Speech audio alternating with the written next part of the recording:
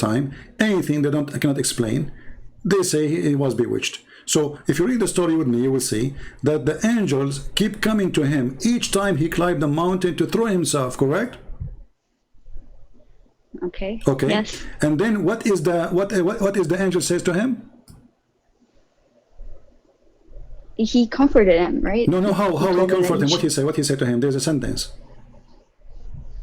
Yeah, I have to look it up. Okay, It's in been a front of while us it since I says, saw it, so. you are indeed Allah messenger, correct? You are indeed Allah messenger in truth. Okay. Whereupon his heart would become quiet and he would calm down and return home. Yes, So, see, okay, that's the beauty. Why don't you see the beauty in okay, this? but Muhammad, he came the second day to do the same thing. At your lowest. Listen. He came to him, he sent his angel to him, Okay. he made him. All right, guys. Yes. Okay, he sent the angel to him. He told him, you are indeed Allah messenger. Did Muhammad believe in that? Huh? Sorry? Did Muhammad believe in what the angel said?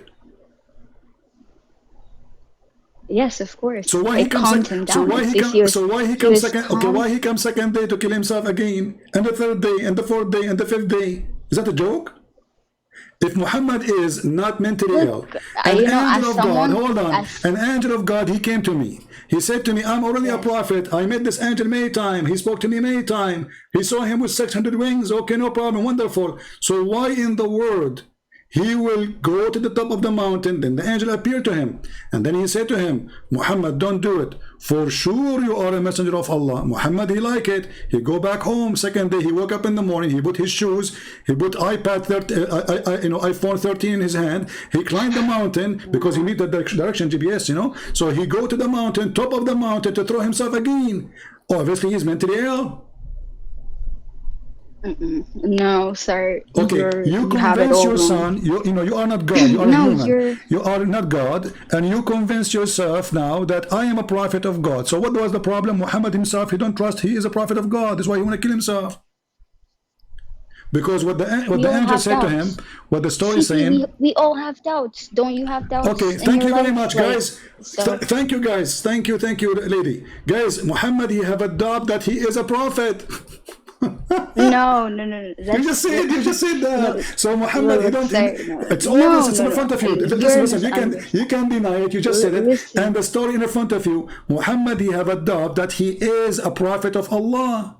And then the angel, his duty is what? To come to him, says, listen, you are a prophet of Allah for sure. Come on, don't kill yourself. Come on, Abdul. And Muhammad, okay, I'm a prophet of Allah. I will go home. Then Muhammad, he go to sleep. He take a shower, with dead dogs and women blood from period. And then he wake up in the morning. He take his iPhone. He go to Home Depot and he climb the mountain. And he decide to kill himself. And now you explain to me that everyone have a doubt. This is not a doubt. This is mentally ill. Because yesterday the angel just came to him, says to him, you are a prophet of Allah. Stop it. That's mean Allah is communicating with him. He have no reason to go and do that. Allah, he did not leave you alone. Allah, he sent you an angel. And the angel, he comfort you, as you said. So the confrontation of the angel is not working. Secondly, if Allah is all-knowing of the future. It did work. It did work. Listen, no, it did not work. Let me tell you why. This is if initially. Allah want to save Muhammad from killing himself, throw him from the top of the high mountain, why he waited and then the poor guy go to the top of the mountain? Why Allah don't send the messenger, the angel, in front of his room? Hey, Muhammad, where are you going? Don't go to the top of the mountain. So he leave the poor Muhammad. They climbing the mountain. He sweat. He go. Now he's on the top. Now he's going to throw himself. And now the angel appear. I mean, what a joke! What a joke!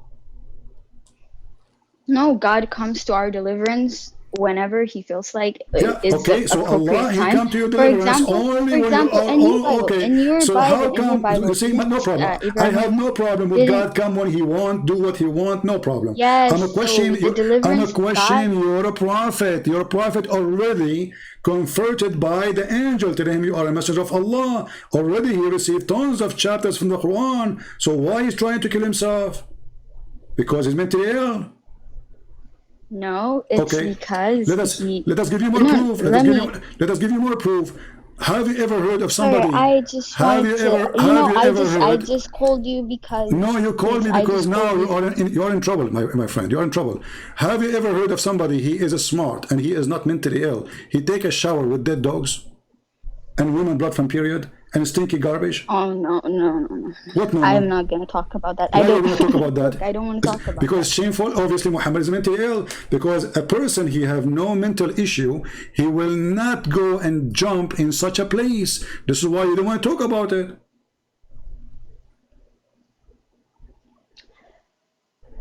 Look, certain hadiths, you know, they're not very reliable. Oh, So it says Sahih. I will show you only what is Sahih. I will not show you something not Sahih. Here we go. This is Sahih in the front of your eyes. This is Sahih in the front of your eyes. This is Sahih in the front of your eyes. I'm not going to show you anything is not Sahih. So when you say a certain hadith, you see how you deny it yourself right away because it is embarrassment.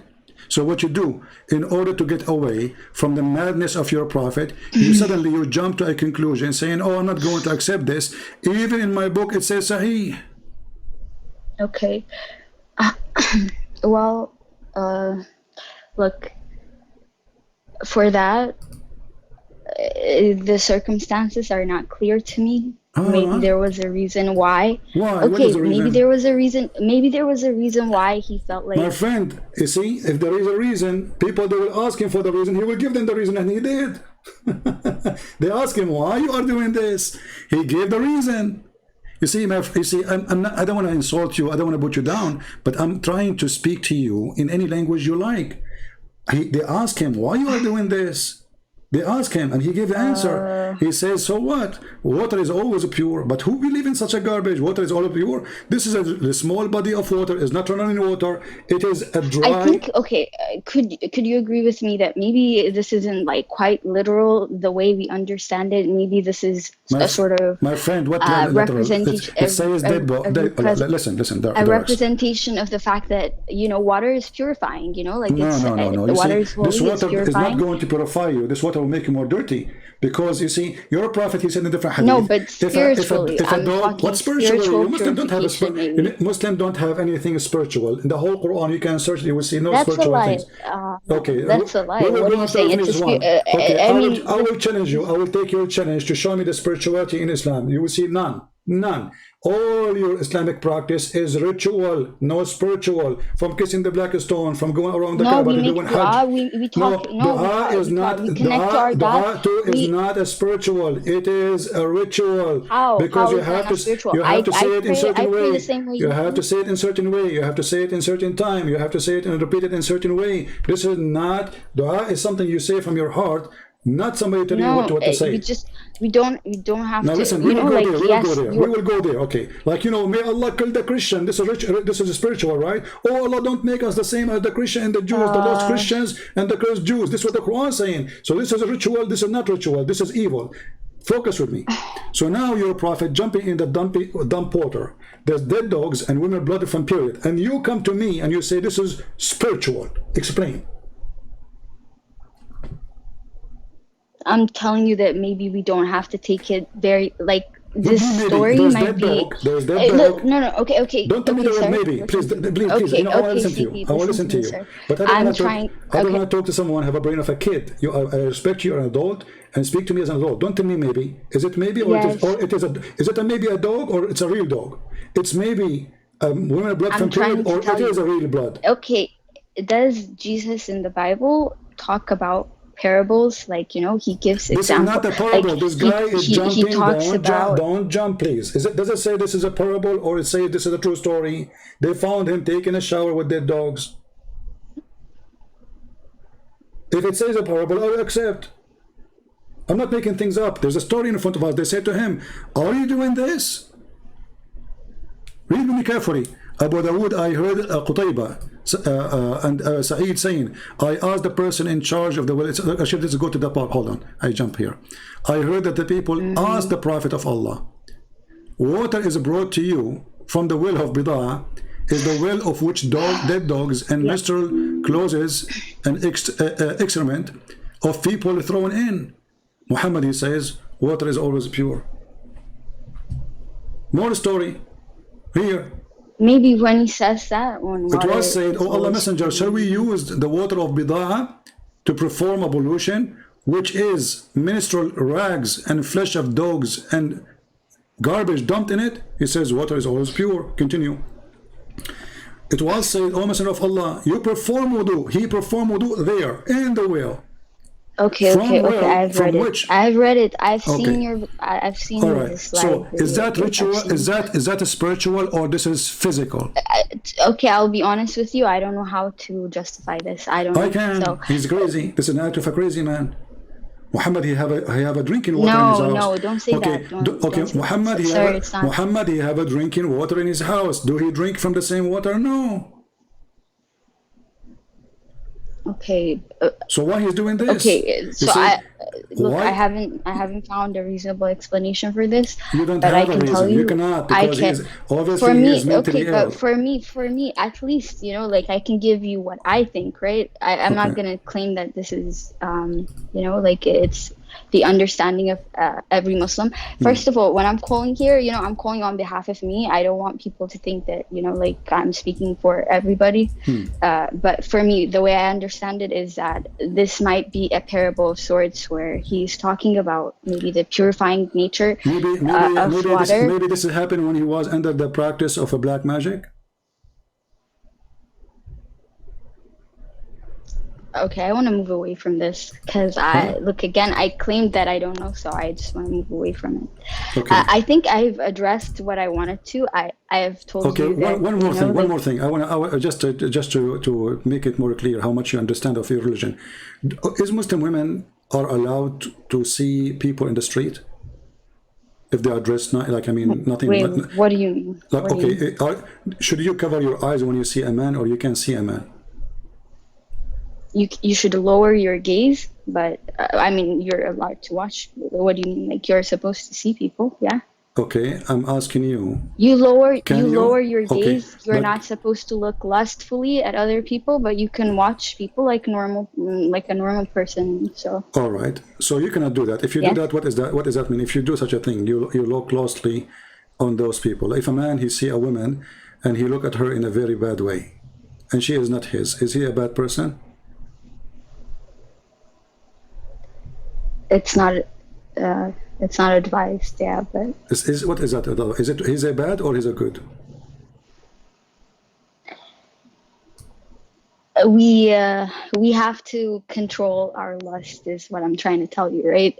Obviously, we're human beings, so what happens in the end is it depends. If I go to on the circumstances. It depends on the circumstances. Don't give me see, you are not being honest now. Can a man look at a woman, she is not his, in a sexual way?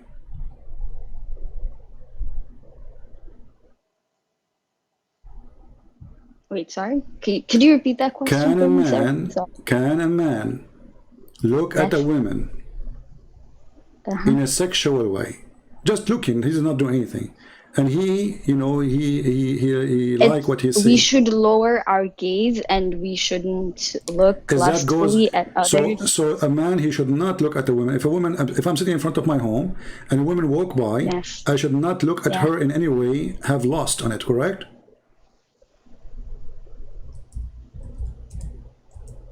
Yes, that's advised. Okay, yes. Advice. But I like the word advice. What advice mean? Is that a sin? Is that a sin or it's good? Yeah. If I see a woman, let us say a woman, she walks in front of my house. It's not good. It's bad, right? Okay. It's not good. So how do you explain to me, your prophet, a woman, she walked by his house and he stared at her and he got so horny. He got horny from what? From looking at her iPhone 13? Again, like I said, sir. It depends. Again, you can, human beings are fallible, right? Okay. But you're a prophet teaching you. But your prophet is not teaching you what you say, that you have to lower your gas. Your prophet now is practicing the opposite. Look, let me ask you. You as a woman, when you go in the street, are you allowed to look with your eyes and see people in the street? Yeah, no. Okay. If a friend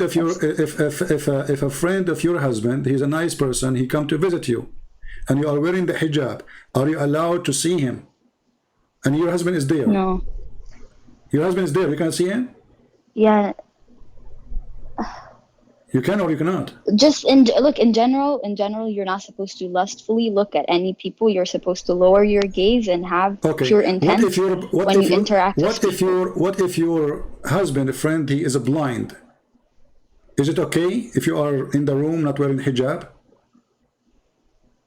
What kind of scenario is this? Like, well, I'm asking, I want to learn. I'm asking you, is it okay to wear hijab and he is blind? He's blind, he can't see you. Is it okay? Sure, why not? Sure, yeah, why not? Sure. So, sure. Do you agree with me that if your husband, he says to you, you have to wear hijab because there's a blind man in the room, that will make him crazy? It doesn't. You should wear your hijab anyway. No, inside the house you wear hijab. You're inside your house, and the man inside your house, he's visiting your husband, he's next to you, and he's blind. Yeah, but he... Why you want to wear the hijab? Is the guy is blind?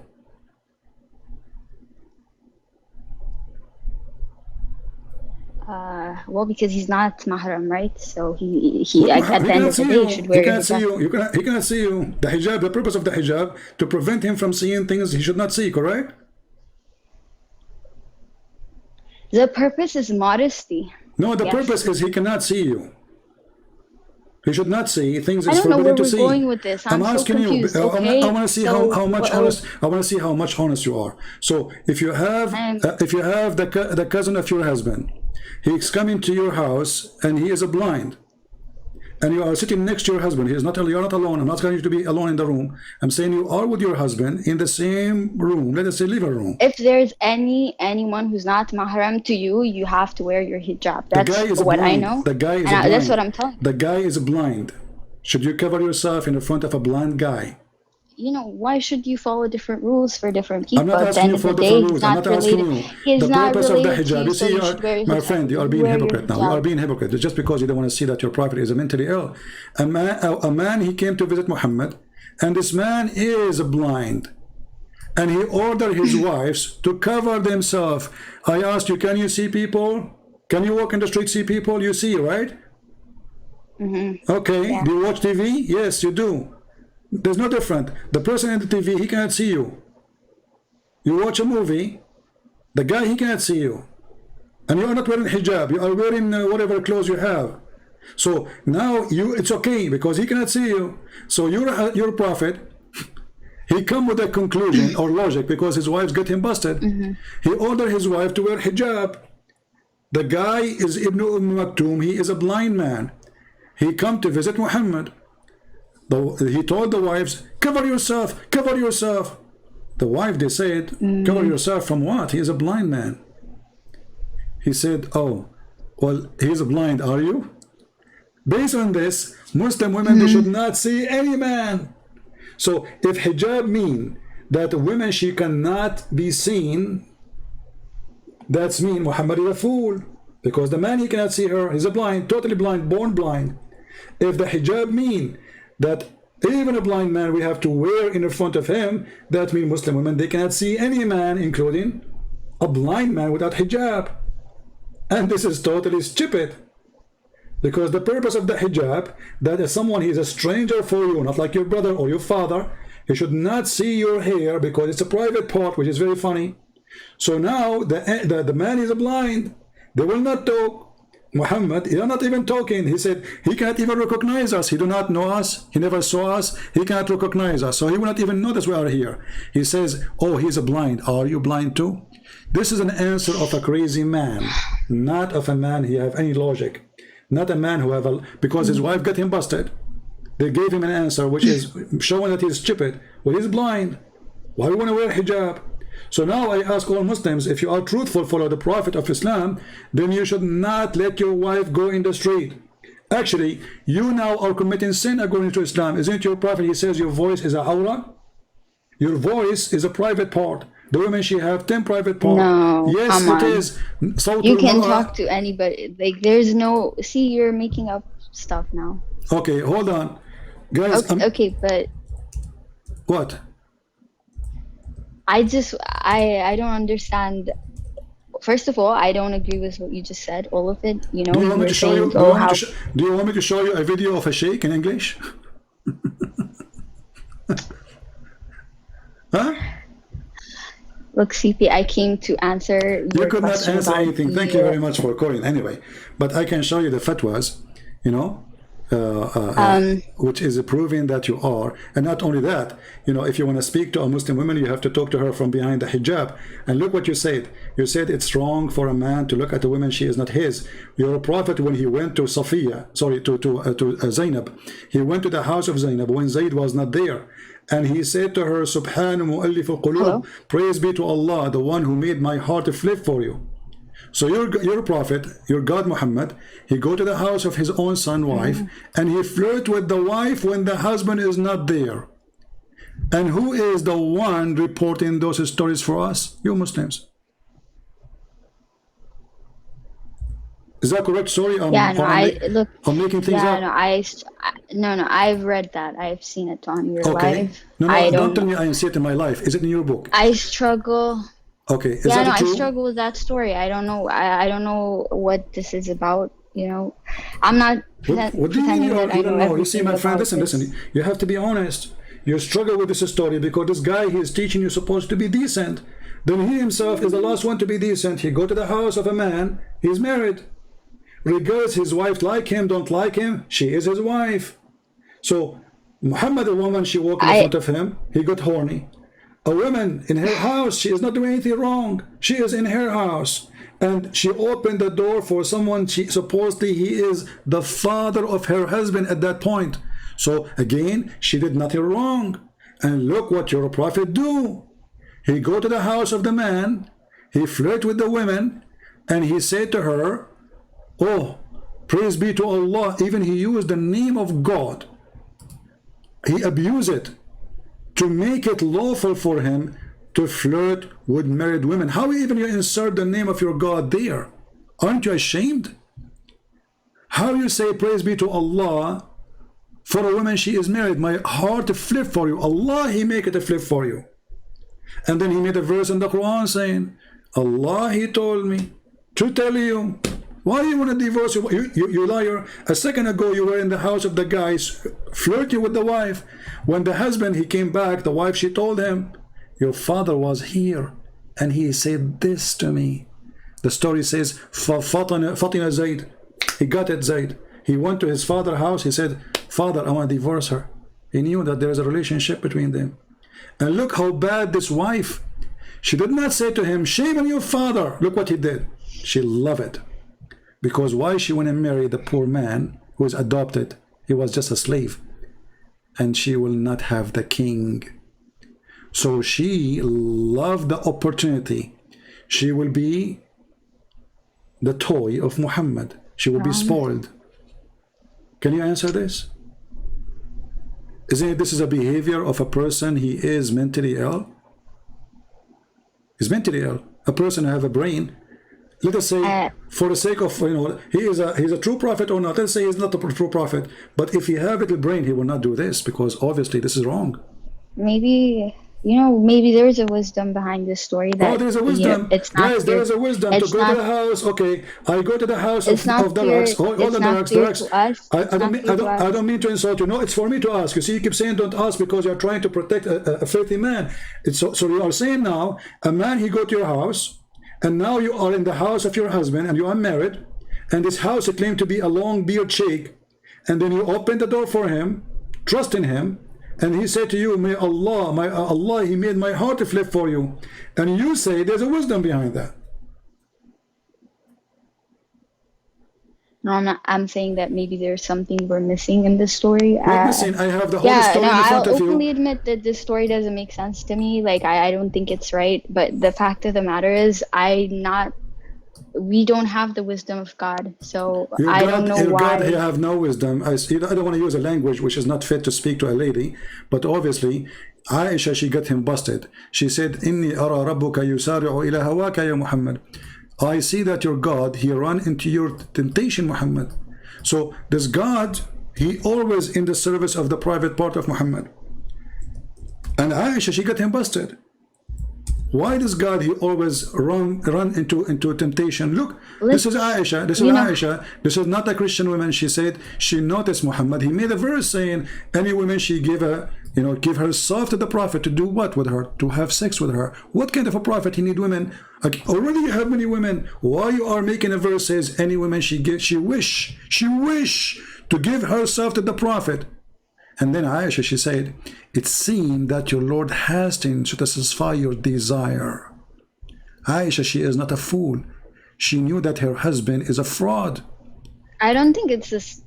I don't think it, like, the context of it is just to show that read it. The women, they are offering he has themselves. the favor of God. Okay, he has the favor of God. Okay, take care. Yeah, it's just a waste of time. It is a waste of time because simply you are not being honest.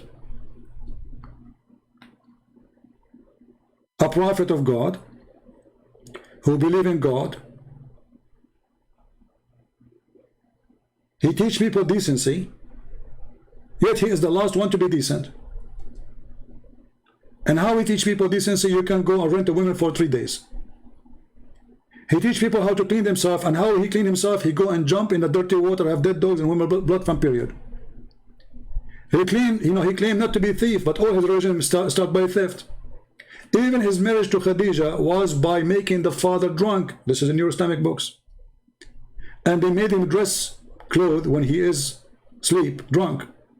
He woke up in the morning. He said, why am I wearing those clothes? Khadija, she said, you forgot you married me to Muhammad. He said, no, I did not. The first thing he did in his life was a fraud. And why God need to make a verse saying any woman she want to give herself to the prophet? What is that? Always all cult leaders, they share one thing. They want your wife and your money.